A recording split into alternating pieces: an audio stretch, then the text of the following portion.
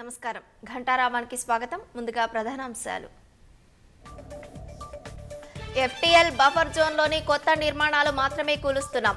ప్రజలు నివాసం ఉంటున్న ఇళ్లను కూల్చబోమని రంగనాథ్ హామీ. హైదరాబాద్లో కొనసాగుతున్న హైడ్రా కూల్చివేతలు. భారీ భవంతులు, 8 విల్లాలు, 15 షెడ్లు, 20కి పైగా గుడిసెలు నేలమట్టం. సంగారెడ్డి జిల్లా అమీన్పూర్లో హైడ్రా మరోసారి కూల్చివేతలు. వైసీపీ మాజీ ఎమ్మెల్యే కాటసాని రాంభూపాల్ రెడ్డిపై క్రిమినల్ కేసులు. యూత్ ఒలింపిక్స్ కు బిడ్ దాఖలు చేస్తామన్న మన్సుఖ్ మాండవీయ. 2036 ఒలింపిక్స్ నిర్వహణపై దృష్టి కేంద్రీకరించామని వెల్లడి.